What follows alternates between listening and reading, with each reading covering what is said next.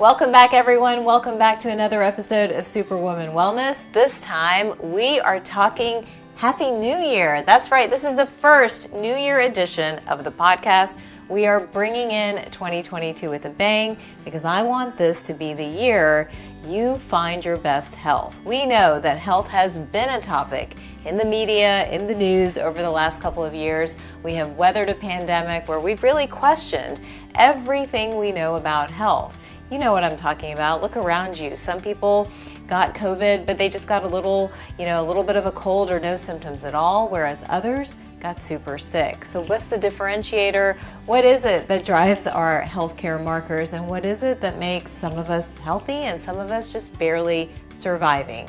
Well, in today's episode, I want to break that down for you guys so that you have a roadmap to your own health, to your best self. Because look, when we're healthy, when we're feeling good, that's when we do amazing things. So put those New Year's resolutions aside. Let's think bigger picture, broader range in terms of what it means for you to be healthy this year.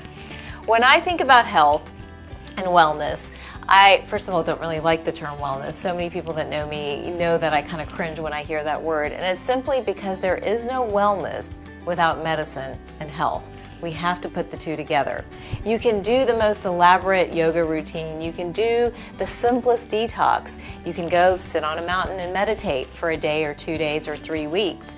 But if we don't merge all the pieces of your health together, you're not going to find that power that makes you you and brings your gifts to the world and maybe even to your own eyes. So how do we do that? That's why merging medicine, that's why putting all the pieces together really should be your goal for 2022. Not just a detox here or workout there or the latest nutrition fad over here. I want you guys, that's my challenge to everybody on this show, is to really bring it all together. And here's your sort of steps to do so. The first thing we have to do is start with mental wellness. That's right, I'm not starting with all my fancy words and terminologies. I'll get to that in just a minute. But what I'm realizing the longer I do this, and realize I'm getting old as a doctor now, but I've been in the integrative space and the holistic space now for almost 13 or 14 years. But what I'm realizing along this journey and listening to so many of your stories is that if we don't have mental wellness, if we don't create stillness and space and time for ourselves, everything, all the knowledge that you get from me or from anybody else or from all the amazing guests on this show really ends up in the trash can. So we've got to find a way to achieve that first. Here's where I would begin. Let's do an inventory of how your day runs, how your life runs, and see where it is that your time is being eaten up. And do you take the time to have 20 minutes to yourself in the morning and maybe 8 to 10 minutes to yourself at night? And in that time, is that a time for self-reflection? Is that a time to breathe and calm your nervous system down? Or to journal and get those thoughts out of your head and onto paper so that your soul can almost be at peace? That would be my first sort of task for anyone really wanting to change their health in 2022. How do you achieve mental wellness? How do you achieve peace and tranquility so that you're not sort of yo-yoing beyond what everybody around you demands from you and wants from you? So that's step one. Step two is connected to that. We can't have mental wellness, stillness, if we don't have consistent sleep. So one of your priorities should be looking at your sleep cycle. Where is it? Do you get 7 to 8 hours of consistent sleep at least 5 nights a week? And maybe if you are getting it and you're still waking up tired or foggy or not feeling like yourself, well, track your sleep. Again, the beauty of 2022 is that we have so many trackers, almost too many, to understand what we're doing and how we're doing it. Sometimes patients will tell me that they're getting 8 hours of sleep every night, but when they get their data, we see that they're really not getting deep sleep. And they're not getting REM sleep. They're getting kind of the superficial or light sleep. And that's the reason they're not resting, recovering, getting hormones right where they need to be, or even getting their cognitive strength where it needs to be for them to do the things they want to do. So mental wellness, sleep.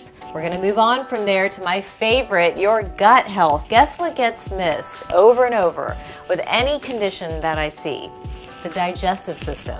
And when I talk about the digestive system, I'm not just talking about your stomach, maybe your large intestine, how many times you went to the bathroom. Realize your digestive system starts here, ends at your rectum, includes the liver, the gallbladder, and how all of that works together to create your magical microbiome, which determines so many different things in your body. So is your gut working well? Is your liver working well? These are core concepts that drive our health. And every day I get to talk to men and women at Center Spring MD about their health. And I think no matter what I'm talking about, whether I'm talking about ADHD or anxiety or depression, or I'm talking about hormones not being balanced well, or I'm talking about, autoimmune diseases, what keeps getting missed is the gut and what's happening with the gut and understanding the state of your gut. So that's a topic to dig into and dive deeply into understanding what's happening there. You should know words like microbiome at the tip of your tongue. You should be able to say detoxification 5 times and never mess up, because these are fundamental concepts that tie to our overall health. And quite honestly, as we move forward into the future, these will be the things that define how healthy you are, because our environment continues to present us with challenges. Our food sourcing, again, is an issue. Our genetics are changing. We've got to be ahead of that, and your gut liver health is a key in sort of managing that and staying in the forefront of your health rather than behind it.